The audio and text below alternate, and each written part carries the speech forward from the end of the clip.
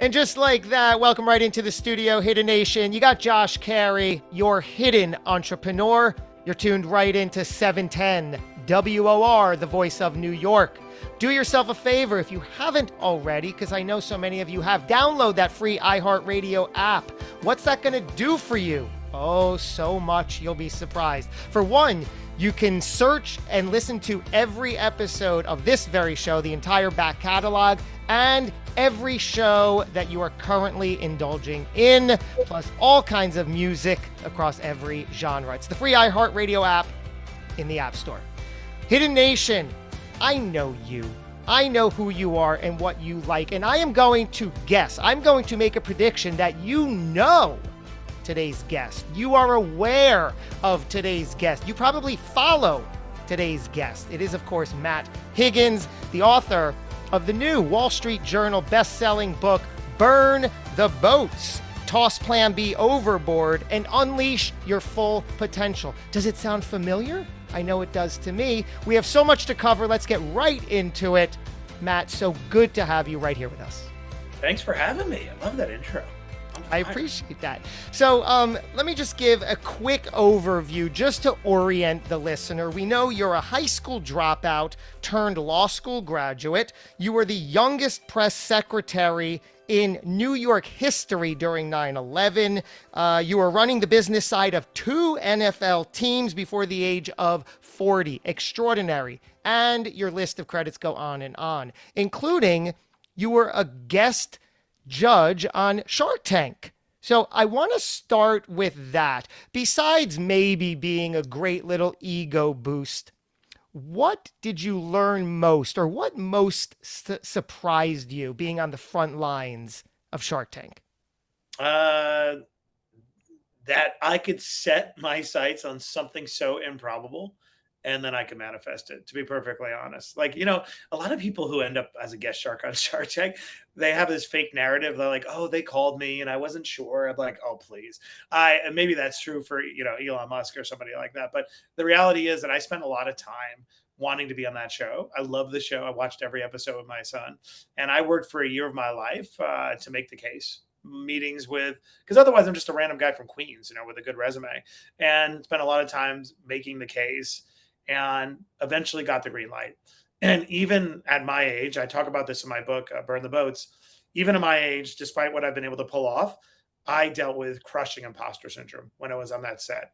And when I tell people that, sometimes they're like, Shark Tank, it's American Pie. What would you have to be anxious about? I'm like, you get on that damn set with, Mark Cuban and Kevin O'Leary and see how you feel. So there's a great little moment I capture in the book when I was beating myself up about how pathetic I am for feeling out of my depth, despite everything I've done in my career. And Damon John, who's also from Queens, any Queens out there, shout out to, I lived on Springfield Boulevard. Damon John pulls me aside and I tell him the truth about how freaked out I am. And he goes, you know what, Matt?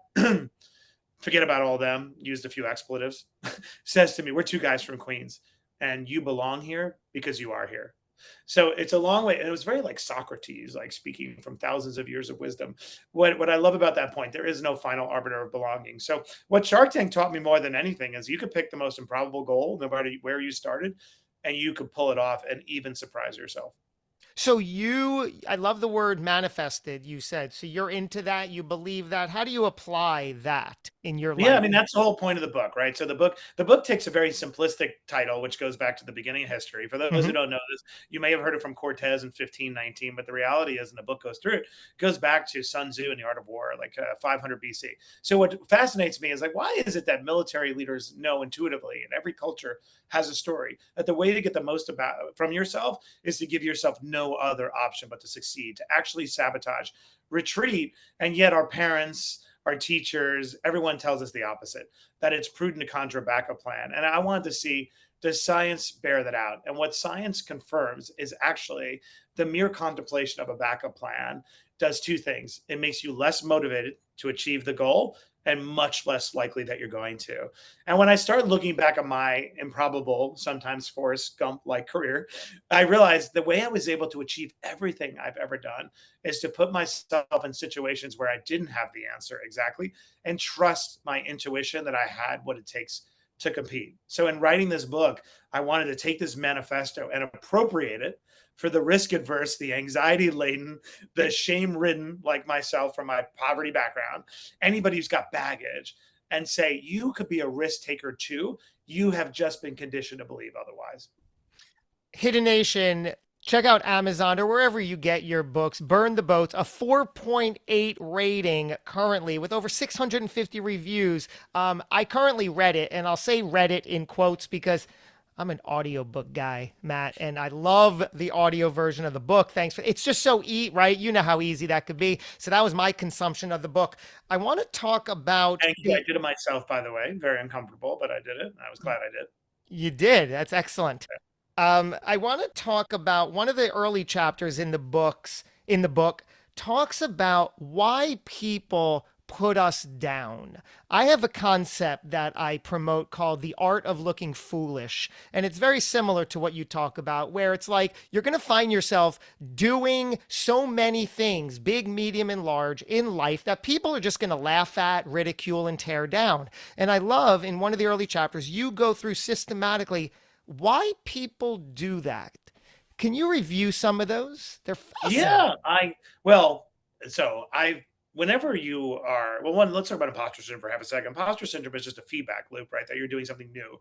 You have no neural networks, right? So for you, you are shaky because you are technically an imposter, at least an interloper, right? I was an interloper on the set of Shark Tank. So when you begin to step out, a few things happen to the universe around you as you disrupt the atoms in the air, right? There's an energy release. Number one, you make people uncomfortable because if they're not pushing outside of their own boundaries, you are confronting them with their own hesitation. And when people are confronted with their own reticence or reluctance, what do? They lash back and they need to confirm that it's not safe. And they become an agent of convention because they need you to fail. I know it sounds so psychological, but I tried to give voice to these things that are almost imperceptible in the book. That is an absolute phenomenon. Anyone listening to this can recognize, I kind of suspected that my frenemy was cutting me down because they didn't have the courage to start their own business. And now they're trying to put me. So that's a common one where people feel threatened by your courage and they need you to fail, not out of malice, but out of the need for confirmation because it's so disruptive to their own worldview. So I talk a lot in the book, and this is true. Again, I'm not Mother Teresa, but the way I'm able to deal with the naysayers is unending empathy. I try to approach it like, oh, you must feel so bad about your own journey that you have to devote even a nanosecond to trying to undermine my self worth so that I fail to confirm you staying there. So, the most important reflective exercise I would tell your audience to ask, who puts you in a box? Is it your boss? Is it your spouse? Is it your frenemy? Or is it really you self-centering in anticipation of the judgment you're going to be received when you decide to stretch the bounds of what you're capable of? The reality is we put ourselves in a box. It's usually not your boss. It's anticipation that puts you in a box. So I go through the different reasons, but it Yeah. all begins from a place of empathy and seeking understanding. Like, why are you trying to do that? And really to transcend above whatever energy is being directed my way. The reason, or one of the reasons this hit so strongly for me is because, my personal brand is the hidden entrepreneur, because exactly that. I spent 40 plus years of my life hiding, showing up in every situation, hiding my true talent, my true ability in exchanging for seeking approval. And what I say is that I didn't want to rock the boat. I didn't want to make you feel uncomfortable by what you're capable of doing. So I just hid and I didn't. So it's exactly that. I have firsthand knowledge. No, I understand. Look, I still have to calibrate because I think when you're a little bit charismatic and you have certain charisma skills, very easy to dismiss those, right? And they become a little bit confronting to somebody who maybe doesn't or resents it or thinks you're a fake because There you you can go. talk to 60,000 people on the lawn of Central Park or whatever it is. So I still have to calibrate. I talk in the book about tall poppy syndrome, which is an Australian phrase where the poppy, you don't want the poppy to stand too tall or it gets cut out if you're not creating a perfect line. So I think anyone out there, one of the first things you need to embrace honestly is your own potential, because other people aren't going to do it for you, right? No one's going to invite you for a seat at the table. So how do we overcome this, right? We can hear about what's happening. We can agree that it is happening. But what did you have to take? What steps did you have to take to say, "Oh my gosh, I gotta live up to my fuller potential here"? Great question. I think in the book, I attempted to pull back the curtain and demonstrate that most success happens in spite of, not because of. My success is in spite of anxiety, shame, all the issues. And I think once you begin to accept that, I'm getting to the point, Hmm. you realize, oh, this inadequacy, self identified inadequacy or shortcoming is not evidence that I'm not entitled to reach some potential that I suspect. It's actually the thing I have to transcend because we all do. So I think the only thing we could do is be very open about what our in spite ofs are. You and I, you talk about your whole show is branded around your in spite of, right? The hidden entrepreneur. I'm here, I'm doing this radio show in spite of the fact that for whatever psychological reasons I felt the need to hide, right? I'm here in spite of the legacy of shame that I carried from growing poor, right? And that is the only answer I've come up with. Let's commiserate. I always say I have to asterisk the hell out of my book. Just because I think I have some of the answers doesn't mean I know how to apply them. And one of the disservices that is wrought by self appointed gurus on Instagram is that we don't make our struggles contemporary. We act like we have the answers figuring out and we're going to stand on top of the mount and deliver a sermon and tell you the answers, right? No, I don't think that's true. I still struggle, two steps forward, one step back. So the long answer is to say we need to collectively commiserate about the things that we have to do are in spite ofs so that other people feel permission to dream about their full potential and not feel weighted down by whatever it is they have to overcome. Can you give us an example? You've used the term a few times, in spite of. What does that really mean? How does it apply? I think well, let's talk about the words I am not a risk taker. I think actually those words are very insidious and they creep into somebody's identity, especially if they're installed by a parent. Oh, you're not a risk taker. Everyone is a risk wanter because we know that on the other side of risk is reward. And so when you begin to use those words, I am not a risk taker, those are your in spite ofs, right? Like whatever is under like, well, it's because I get uncomfortable in public speaking. It's because I feel like I don't have the pedigree to be my own business owner. Whatever it is that are the things, the metaphorical boats that beckon you to retreat from your own ambition, those are your in spite ofs. And I think by sharing whatever it is we all have to overcome, not just in the rearview mirror, but now, what do we have to overcome? It gives people a new way to look at themselves. Like, oh, I could still be a risk taker even though I'm anxious. I could still be a risk taker even though I don't feel like I have all the credentials, right? That's what in spite ofs are all about. My book is a little bit of a Trojan horse. I have this like what almost looks like a pagan symbol of a burning boat. You believe it's going to be bombastic, burn the boats and screw everyone else. And you read it and you realize it's total opposite. The boat is a metaphor for all the things that beckon us to retreat from our ambition. Wow. You've also used the word, You got me fired up. So yeah. I love this conversation. Yeah, thanks. Me too. Let's talk about the word shame you've used. What are you or were you in shame of? In shame, I was technically born into shame. I was taking care of my mother, living on government cheese, and living in a roach motel, a dirty roach motel that was literally crumbling into the ground. I was sleeping on a dog worn mattress on the floor. I'd become completely disassociated from my. It was so traumatic that I felt like I wasn't there anymore. I was like, I'm here, but I'm not of here anymore. And so a lot of my formative years were spent hiding the circumstances that happened behind closed doors. Mm. I sold flowers on street corners, so I had enough money to buy Jordache jeans. I'm dating myself, or Guess jeans. But I did whatever it would take to conceal. When you conceal for such a big part of your life, my mother passed away the morning I became press secretary, right on the precipice of finally having enough money to take care of her, but take care of me. She died at 10 o'clock that morning. That's a lot of years spent in shame. It takes a lot of time to shed that identity.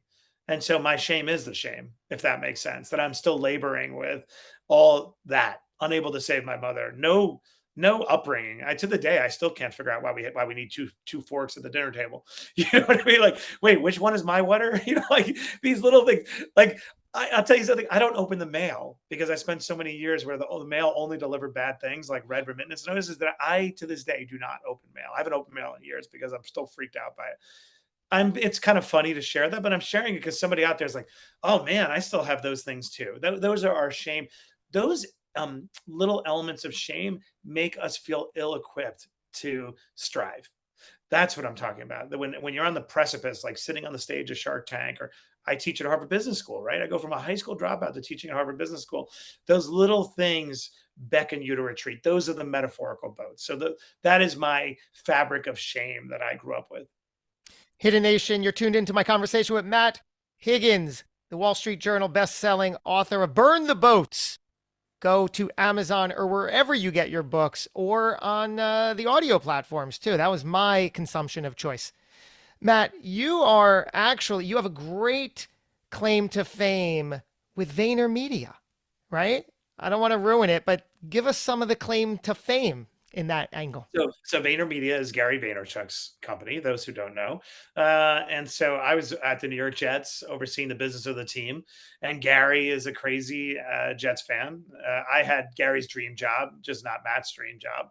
And he had this aspiration to buy the team. And when you're running a sports team, the business is basically selling tickets and suites, Hmm. right? That's what you're supposed to do.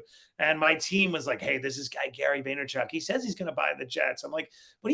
He like has a YouTube channel. Like, no, no, no, no. Will you help us close a deal with him?" I'm like, "He's not going to buy a suite. First of all, he doesn't have the money. Second of all, he ain't buying the Jets. Third of all, he looks absolutely bat-ass crazy." And so anyway, long story short, I'm like, fine, because that's what you do. And I met Gary in a bagel store. And I love that this is an epic meeting, sliding doors moment. First, this is 2009, right? First 10 minutes, he's gesticulating and cursing. And I'm like, this guy's out of his mind. The second 10 minutes, though, Gary starts painting a picture for how the world is going to look like. And I'm always constantly meditating on pattern recognition in the future. And he starts talking about how everybody is going to be Comcast, HBO, and The Sopranos in one place on their phone. We're all going to be content creators and distributors, right? And that's going to unlock a whole new way in which we all relate to the world. And companies are not going to be able to keep up. Me and my brother AJ, once he finishes college, we're going to create a new advertising agency called VaynerMedia, right? Like, and I was like, wow, he is probably tremendously underestimated, but he sees the future and it resonates with me. And we cut a deal at that table. I said, I'll give you 8 Jets tickets if you could turn us into the number one team in social media, and you could take one of our players and make that player undeservedly high profile. And by the way, can you make me the guy who gets it in sports? You know, and that was my transaction with him. And that's what we did. I became the first customer of VaynerMedia. And then years later, with my partner, Steve Ross, Wynn acquired 40% of the firm. And it's now the largest independently owned social media agency on planet Earth, which is kind of amazing. I mean, I don't know the moral of that story other than like a victory lap. I guess it's like, it's at the end of the day that you can become a lot more successful betting and marveling at the greatness of others than you can just betting on yourself. And that was a revelation to me as a loner who was left fighting. I always say I was raised by wolves, right? You know, you develop like an attitude, like, you know what? I don't need anyone. I don't want to. And then eventually you transition and realize it's a lot better to bet on other people than just bet on yourself. I think the other moral of the story is nowhere on your one sheet does it suggest you're 40% owner of VaynerMedia, which is Yeah, significant in and of itself, but it's not there. that's a good point. If I'm being really honest, and now we're talking to a whole group of people why that's the case. Like, I love Gary. He's my brother. I think I've helped in minor ways along the way, but the reality is that firm is 100% Gary Vaynerchuk. It is not 40% Matt Higgins and Steve Ross. It's not. Yeah. And like, and just being honest, like if I got hit by a car tomorrow, it's still VaynerMedia. If I got hit by a car 7 years ago, it's still very, this is Gary's thing and he's done an amazing job. So I'm very careful not to wear that. Right. And he Yeah. is truly my brother. I love him to death. So I actually think if I amplify that a little bit too much, it's an attempt to deal credit for something that doesn't belong to me. How modest and fascinating. And I know it is authentic because Yeah, it's how I that's, feel. I mean, it's no yeah, spin. Oh, that's a real nice thing to say. It's just the truth. yeah. I don't like taking that which doesn't belong to me because then also I fought for what does belong to me, right? And so I don't want to take anything that doesn't really belong to me, and I don't believe that I am responsible for the success of that company. What does belong to you? This book, this journey, the ability to synthesize going through really hard things, and the humility and honestly to pull back the curtain. I'll give you an example. Going on Shark Tank, if you watched me on the first episode of Shark Tank, you would watch that and conclude, you may not like me. You may think that why did he get on that show? You can cut me down, but you would not say that I did not belong there. And you would not conclude that I wasn't worthy of competing. You would say, man, that guy's probably a natural at TV. What belongs to me is the choice to tell the truth about what I was dealing with behind the scenes that I never needed to share because I thought it was more useful to relate to Matt Higgins as the guy who felt he couldn't compete on Shark Tank than the guy who looks like he obviously did. And I think that belongs to me. The fact that I am choosing to take my improbable narrative of going to the top of 5 different industries, top of Harvard, Shark Tank, 2 NFL teams, right? I have a $1 billion consumer portfolio and share the sausage making as opposed to the sausage. And the reason why I became so convicted about it, I was talking to a bunch of students at a homeless shelter who are Hmm. going and getting their GED. And I remember going in the room and I was wearing my suits and, I show up a certain well articulate. I'm like, what do you think of me? And they're like, you rich, you in the suits, and like, you're on Shark Tank. I bet you got a plane and all this kind of stuff. Right. And I tell the story of my life in much more cringy detail than I would share in this book or in this interview. And everyone starts crying. And I said, can you imagine what's going to happen when you are interviewing for a job and that future employer knows that you got a GED while in a homeless shelter because your parents rejected you because of your sexual orientation, and you fought through that rejection, and you bettered yourself when you didn't know where your next meal was coming from. That is going to be very powerful. Connecting with people based upon how I got here, as opposed to why I'm here, is way more valuable. I own that because that is a choice. And not everybody makes that choice. And so that gets me excited. The reason why I wrote the book is every day I wake up to a DM from somebody like, man, I didn't expect to read that. You know what I mean? And I love it. Like, there are pages in a book, I'm no joke, I cannot read. One, I cringe. I can't believe I put it in there. And two, it's just too raw for me. But I think I own that. I own this journey of this book. And you're clearly loving every minute of it. I see the pictures of you on tour with the book and the signings and meeting the readers and the fans, and you can see you're just beaming. Yeah, no, I am because it feels useful. Like, come on, we're all dying, right? And we don't know when, but we are. And I had cancer, and so I got to, I get to have at least a slight interaction with my maker, at least in my mind. We had a Mm, conversation about what matters. wow. And so, like, if I look at the ROI on any given activity in a given day, imagine you wrote a book that caused somebody to cross the threshold and embrace their full potential. And they tell you that the book was not the genesis, but the catalyst to cross the threshold. I'm never the genesis. I don't install the idea, but I do hold up a mirror to somebody's potential. Imagine getting that DM. I would do anything in this world to have that be my life story, that I inspired somebody to embrace their full potential. I feel like I'm making sense out of a lot of the pain that I experienced as a young kid, watching your mother die, being unable to save them, feeling abandoned. It all makes sense now because I think we have a fundamental choice when we go through hard things. Am I going to interpret that experience by saying, hey, no one gave me this, I'm going to deny it to others, right? No one did anything for me. So I'm not going to, I'm going to basically not deny other, or am I going to supply that which was denied to me because I realized how powerful its presence would have been? Am I going to supply empathy to somebody who feels powerless? Am I going to write a scholarship to a single mother because I know what it means to be a single mom and try to raise your kids and get an education? So for me, I chose the latter path. I'm going to attempt to supply that which was denied to me. And that is how I use the book. And that is why I am beaming, because it's incredibly gratifying. So, like I keep referring to, your resume is completely impressive and relevant. Um, and yet, through everything, it seems like the simplicity of the book, and I don't say that to take away to anything that went in, but there is a simplicity to a book versus all the other accomplishments, at least on paper from the outside looking in. Yet it's the book that seems the most, whatever I'm saying, the biggest gift you're giving others of Yeah. all Or the the other thing. things. Yeah. Yeah. Because I don't think the other things matter nearly as much as attempting to create a piece of art that would make somebody cross that threshold.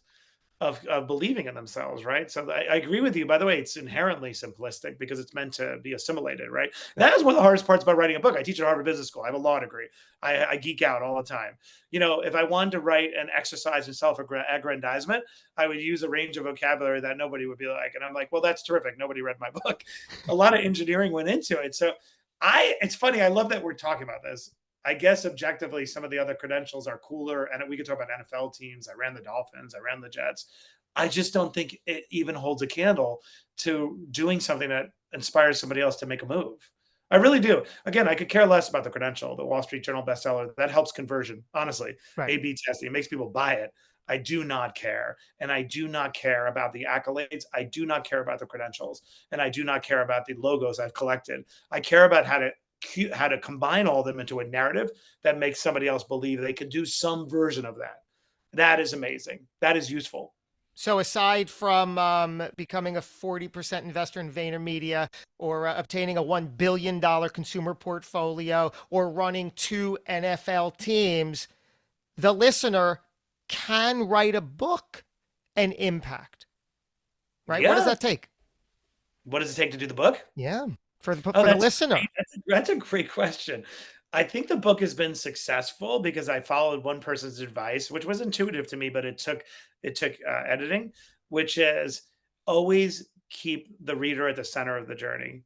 Always make the book in service of the reader and ask yourself, what is this sentence meant to do for the reader, not for you?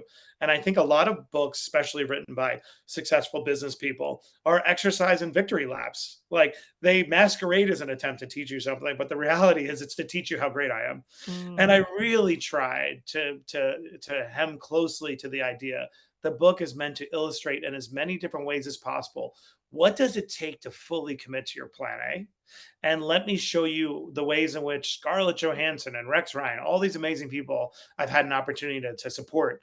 Let me show you the metaphorical boats that held them back and what happened when they let go. So my advice to anybody who wants to write a book: don't write a book because you think your story is so damn interesting. Because one, nobody cares, truthfully. But two, write a book because you feel like there's something illustrative about what you know and what you've been through or what you see, and then framing it a way that's meant to deliver value to the reader.